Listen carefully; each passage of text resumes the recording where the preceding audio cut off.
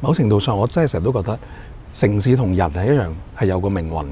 我覺得如果你未經歷過90年代繁華盛世嘅香港，你係要睇嘅。可以感受下。係啦，可以感受下我字裏行間點樣去側寫香港嘅繁華盛世咧。因為我09年寫嘅，就冇敏感內容嘅，係啦。唔係㗎，都可以屈你係。哦，係啦，咁10年之後改過一次㗎。咁都係嘅。咁你屈我冇辦法㗎啦。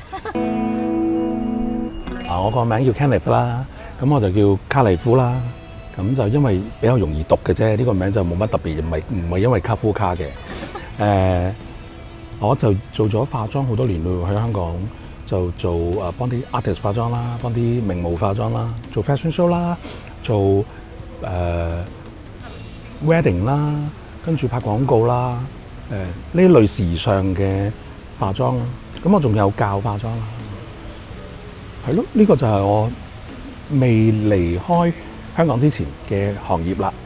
咁啊，跟住都幾多年開始啊？我基本上入行係95年，嗰陣時都係香港娛樂圈紙醉金迷嘅時候。我好彩，我啱啱 catch 到個尾巴，真係，即係我係90幾年嘅尾開始入娛樂圈，即係做娛樂圈化妝啦。咁就都好多 job， 基本上競爭亦都唔大嘅。咁變咗就價錢，我覺得係即係 reasonable 㗎，同埋甚至乎有啲係好好價添咁咯。咁所以我哋嗰批化妝師就係好彩，再加埋就係嗰陣時好多雜誌仔啊，即係週刊。如果你每個禮拜被邀請去做啲訪問啦、示範啦，咁跟住咧會出一個我哋個樣仔，跟住介紹我哋化過啲咩人。其實跟住好入屋噶啦。最早期嘅星級化妝師就係咁樣孕育出嚟噶啦，係咯。咁就真係食正條水啦，咁樣咯。咁然之後就係咯，咁啊打開咗條路之後，就做好多 freelance 嘅工作。係咪冇諗過轉行嘅咧？嗰陣時冇諗過。我嗰陣時一日係3個 job， 即係起碼嘅。咁就朝頭早你可能我哋會化新娘，跟住咧晏晝咧就會接一個廣告或者雜誌。咁嗰度要翻8個鐘，係啦。夜晚我就會翻學校教書。真係好長喎都。係啊，我最誇張嗰陣時係一個月教26日啊，即係夜晚26個夜晚咯。你諗下嗰陣時幾好市道，同埋唔平嘅嗰陣時啲 course 都數萬元嘅，係啊。咁所以我覺得即係嗰陣時就係香港盛世啦。咁好彩我哋經歷過啦，接觸過啦。但娛樂圈嗰個即係香港娛樂圈嗰個走下坡，其實係點解會發生？我覺得首先個盛世來源咧係因為錢，一定㗎啦。因為娛樂呢家嘢其實係唔係必要㗎嘛，即係 hea 嘅我嚟打發時間啦，享受嘅啫嘛。咁你有多餘錢就會做啲多餘嘢，就去諗享受，唔係啲最 basic 生活嘅嘢咯。咁但係後尾走下坡就因為冇咁有錢，即係我覺得係俾錢出嚟做啲娛樂嘢嘅人少咗啦，開始或者謹慎咗啦，咁變咗 show 少咗啦。budget 細咗好多啦，咁牽涉到咁就 cut 人手啦，咁啲 job 亦都少咗，跟住再加埋好多就會湧出北上，開始即係轉型啦，即係包括工廠同埋啲大型嘅 show， 關乎時裝業嘅都湧咗上去上海啦，咁變咗係咯，所以香港即係慢慢走下坡係有原因嘅，同埋某程度上我真係成日都覺得。城市同人係一樣，係有個命運嘅。咁我嗰段時間其實搬咗上海住嘅，咁就又係攞好多 job 啦。冇香港咁高嘅人工，但係即係你 feel 到嗰個繁華。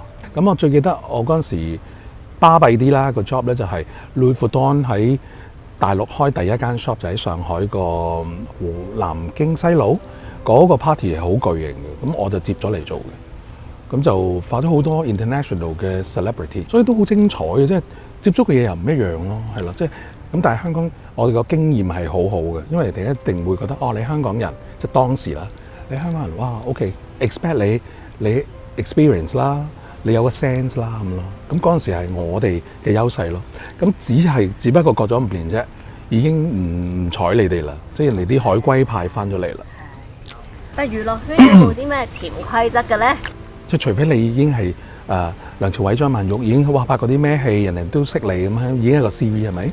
咁但係你新人入去冇 CV 嘅喎，亦都唔係個個有經理人啊、經理公司啊，或者有唱片公司 support 你嘅喎，可能真係乜都冇。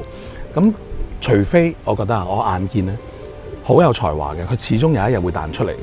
但係我諗95% 都好平庸咯，即係好老實講，即係唔係話詆毀人哋。你見到啊咁，你都有唱片有歌出啊，唱到咁樣喎，咁可能因為靚啦，又因為同個老細 friend 啦，係啦。咁我覺得唔奇嘅一樣嘢一定，即係係咯，因為你呢個行業你靚仔靚女聚集，咁就多是非㗎啦，係咯，咁就多好多古仔㗎啦，咁樣咯。但係有冇一個星或者一個 model 係你覺得哇最 impressive、最 nice 嘅？我諗我嗰啲客仔大多數都係性格好好，我先會即係唔係話我揀客啊，繼續合作，而係如果我一次俾你態度不好嘅咧，咁我寧願唔做。即係你係無理地發爛渣，遲到梗係有啦。有發爛渣好多。咁你見到呢啲情況就係今日唔發生喺你身上咧，但總有一日發生喺你身上嘅，咁就唔做唔會好大損失。咁我寧願唔做咯。好嘅咧，我就會自己都會俾啲心機啦，同埋搞好啲嘅關係啊。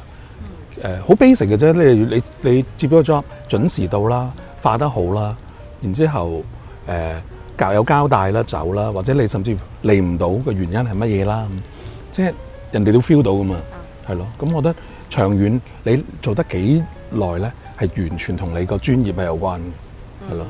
所以我諗我喺香港做化妝做咗20幾年，都仲未被踢走嗰陣時，咁我都覺得應該算啦，應該做得唔錯噶啦咁樣咯。做咩你自己走啊？最後咁最後咧就係因為 Covid 嘅時候咧，其實所有 job 都停晒，唔單止化妝啦，所有製作嘅 job 都停晒，因為你一聚人就唔得啊嘛。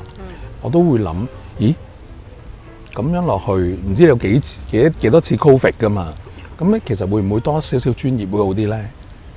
唔好靠一樣，同埋係咯，即係你開始諗個危機感喺度，咁我就開始學嘢啦。咁我就去讀咗個物理治療師助理嘅課程。咁我讀完之後咧 take 咗另一個 course。因為我嗰陣時自己好中意飲 cocktail，咁我就跟我老師啦阿 Sir 啦，咁就學 cocktail。咁學埋呢個 course 之後咧，咁我就啱啱好拍住時間就嚟咗英國啦。咁其實我自己本身咧都唔係話名牌奴隸嘅，咁但係因為我做好多 show 咧，咁我變咗我知道邊啲係靚嘢，邊啲係值得買同埋儲嘅。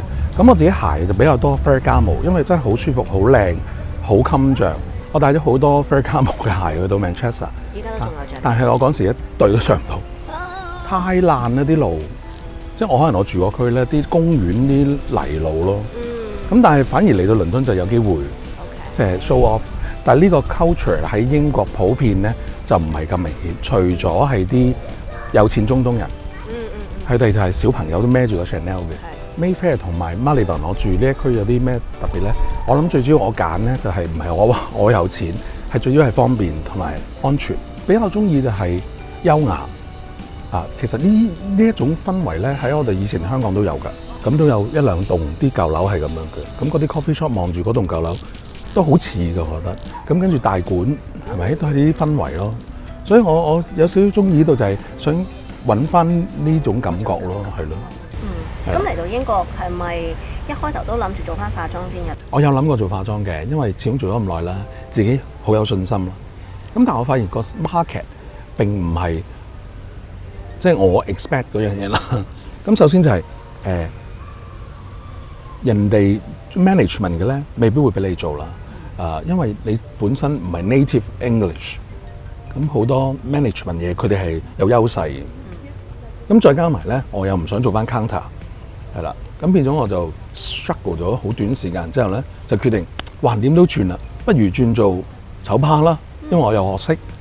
咁跟住我就開始揾咯，好快，因為其實倫敦你見到啦，周圍都係飲嘢地方，一條街都幾間酒吧啦。揾唔到工咧，冇可能嘅。餐廳只要有酒吧嘅地方，冇可能揾唔到工係嘛？呼吸都請，真係好難請人啊！嗰陣時係好誇張，我嗰陣時識啲做洗杯嘅。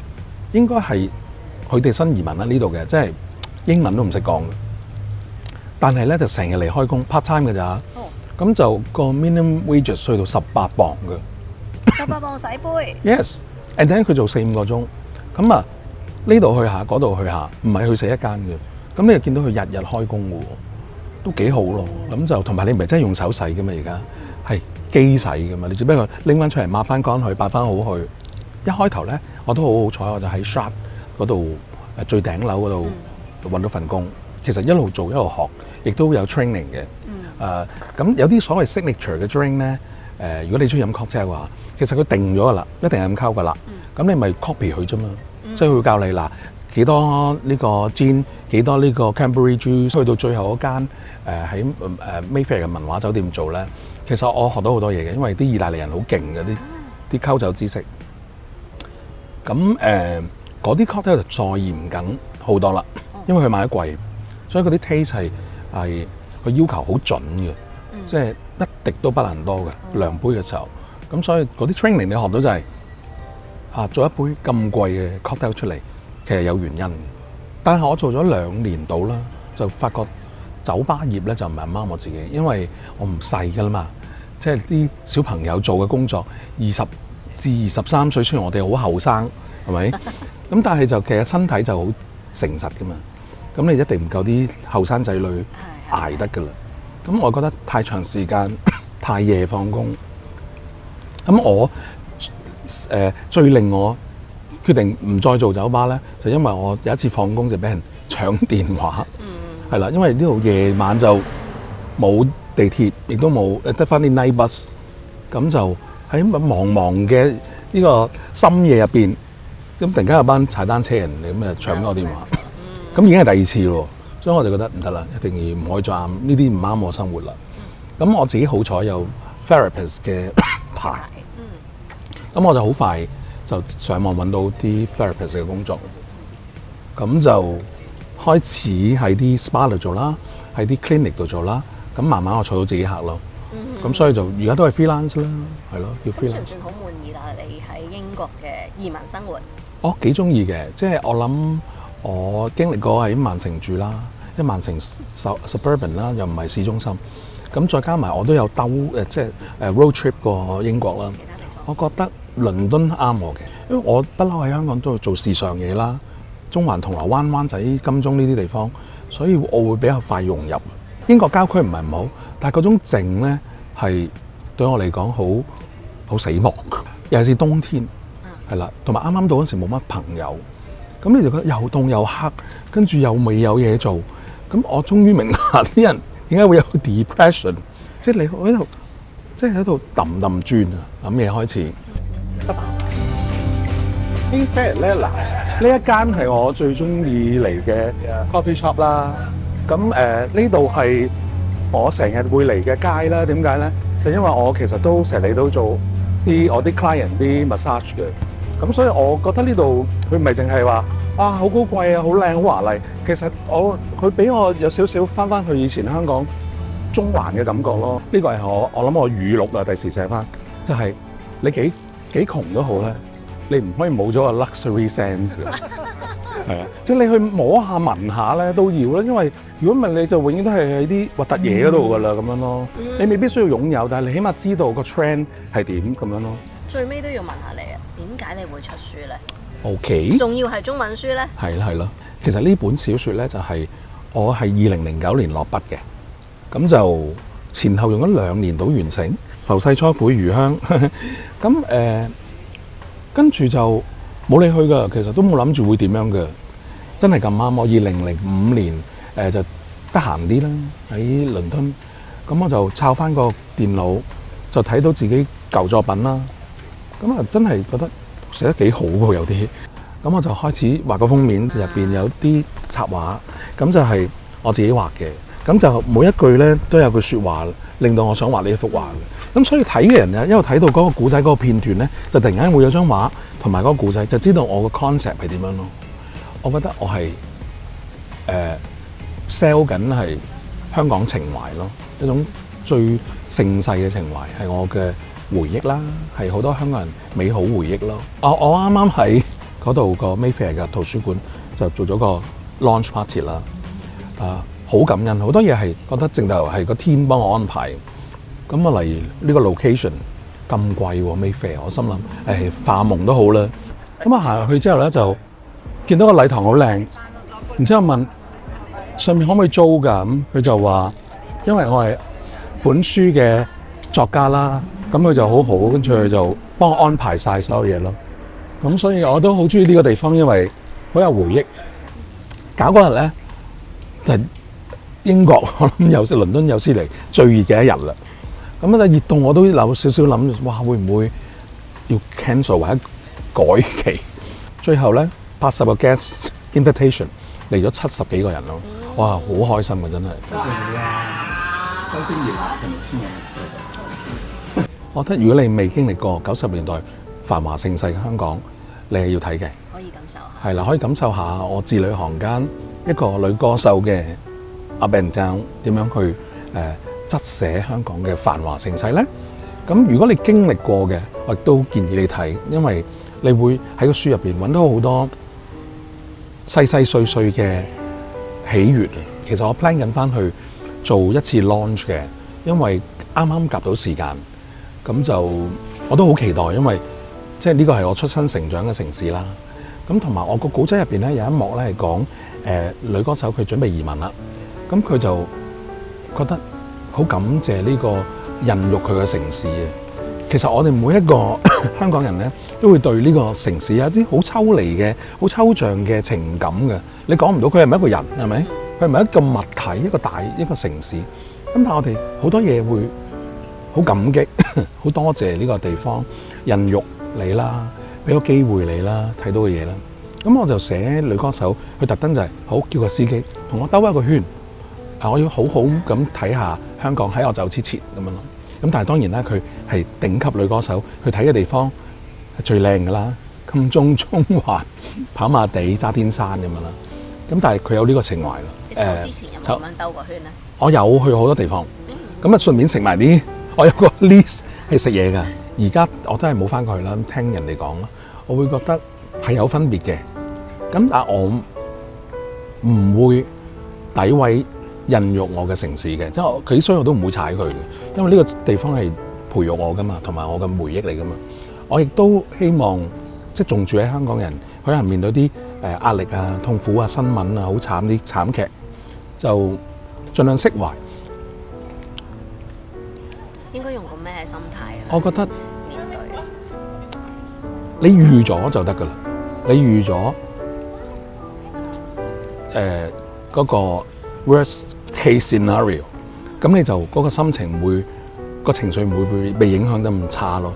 唔係唔影響，佢唔會轉好嘅。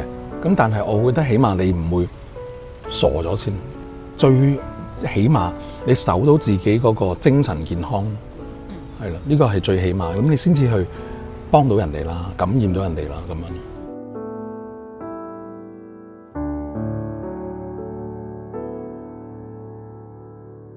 咁同埋我係唔介意咧嘈同埋噪音同埋塵埃嘅，因為我覺得我係香港大啦，城市人啦 ，City Boy 啦，咁所以我反而中意呢樣生活咯。咁再加埋就係，如果你話攞靈感，其實我會覺得城市市中心俾我嘅靈感會多過 suburban， 係咯。係咯，往後有冇繼續寫下書啊？或者咩目標進發？其實我第2本小説咧已經完成，仲爭1萬字，咁啊希望快完成。